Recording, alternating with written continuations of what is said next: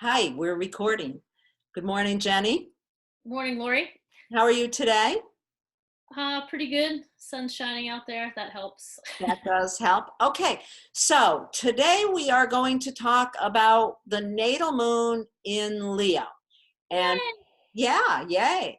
Before we get to that, I want to just talk a little bit about what the moon represents in the chart. Everyone knows where their sun sign is. People nowadays are a lot more apt to know their moon as well. And that kind of gives a lot more depth to our understanding of who we are if we know the moon sign. So the moon itself really represents a lot of things. You know, astrology is a symbolic language, so there's layers and layers of meaning to every symbol. But the moon, first and foremost, I think of the moon as representing the, as Noel Till called it, the reigning need of the personality. It is the need that surpasses every other need of who we are, is represented by the moon in our chart. The other side of the moon is the biggest ego challenge, really, is represented also by the moon. So ideally, we learn to understand the challenge and we grow from that into the full, the most positive side of that moon. So that's my take on the moon. What more do you have to say about that before we get to Leo specifically? The moon is also represents the mother. So that means your relationship to your mother. That means how you view your mother. It's the lens through which you view your mother. And it's also how we mother ourselves. Like all of us need to nurture and mother some parts of ourselves, since it's part of what it is to be human. And then the other thing I mentioned is just the feminine and the need to excavate the feminine in these times of living in a very patriarchal society. So it also links in having to look at your shadow side and how that works with all those pieces too. So yeah, And that covers the it. other thing, you know, you brought up the mothering thing, it being how you mother yourself and your experience of your own mother. For those of you who have children, it also says a great deal about how you mother your children. So just to Mhm. add that in there as well. So now we're going to talk about Leo, and Leo is a fixed fire sign. Leo is a pretty powerful sign. The core need of a Leo moon would be the need to be loved, honored, put up on a pedestal, and adored. Right, Jenny? What do you think? Right. The need to be respected, loved, and honored. Yep. Yeah. Got it. When anyone who has a Leo moon, you know, it's funny because when I meet with clients and sometimes I'll say that to them, they're like, well, isn't that what everybody needs? To be loved and honored and adored? And it's one of the funny things about specifically, I think more so the Leo moon is there is just this feeling like, well, that's what everybody needs. And it's not. But if you have a Leo moon, if you're listening to this and you know your moon is Leo, you know, that is the core need.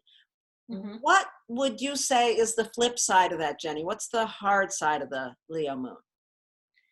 The challenging part is when it's overdone and then it becomes arrogant, prideful, egocentric, me, and that usually is born of a deep insecurity, especially when it's your moon sign. So if you're feeling pretty insecure, that's when you're going to see someone who's really pompous and is very prideful, because you know what? Deep down, they don't feel so good about themselves. And that's really what they're telling you by behaving that way. So, Right. yeah. Okay. So if you have a Leo moon, what do you think your experience of your mother is going to be?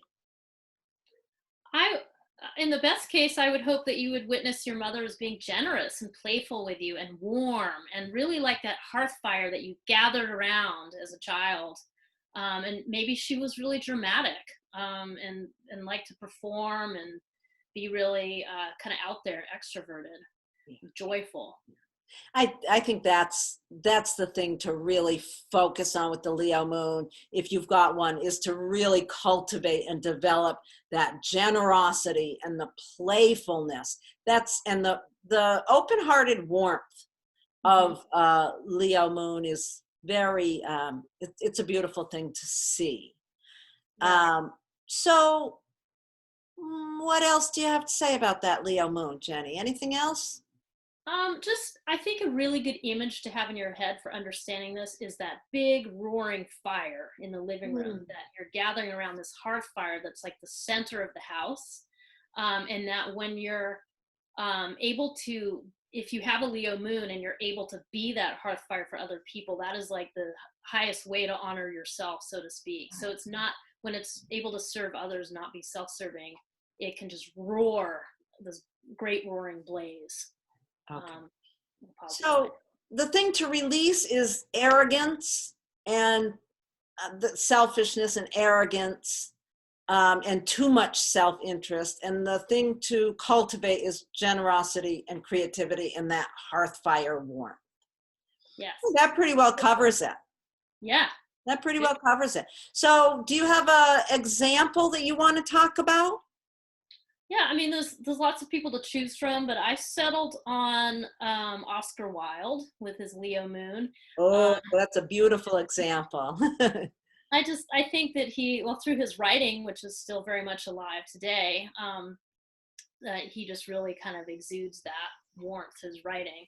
But I also think what's interesting is his Leo moon was locked away in the 12th house, and he did spend some time in prison Yeah. for being who he was, which was being gay, And very dramatic and expressive about it.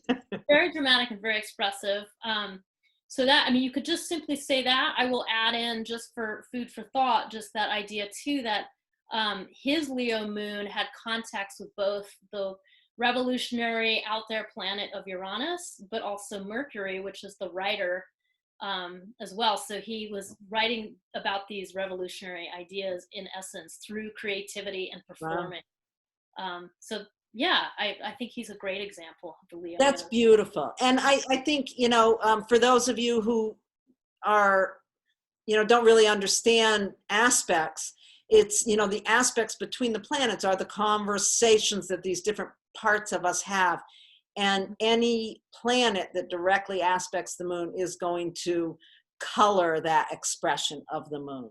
So that's a really good example, Jenny. And one example that I wanted to mention is our former teacher, Noelle Till, who just recently passed away. Noelle Till had a huge Leo moon, a hugely expressive. If you know Noelle Till, he'd walk in a room and he would light it up with that Leo expression. And before he was an astrologer, he was an opera singer. So, that performance piece of that Leo was very, very evident in Noelle Till. And, just to give you a few other people to think about, I've got a whole list here, but I'll just mention a few. Gypsy Rose Lee.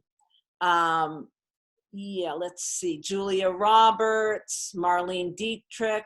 And then, you can think about that more negative side of the Leo moon, and that arrogance. And I can't help it. I have to say, Rudy Giuliani, Warren Jeffs. There's a few of those kind of, and even James Brown. As much as I love James Brown music, he had that negative side of that. Leo moon was very much on display. But yeah. I think Noelle Till and Oscar Wilde are really great examples of that Leo moon. So I think that covers it. And we will be back here to talk about the Virgo moon. So listen to the next video for that. Thank you all. Thank you. Bye. Bye.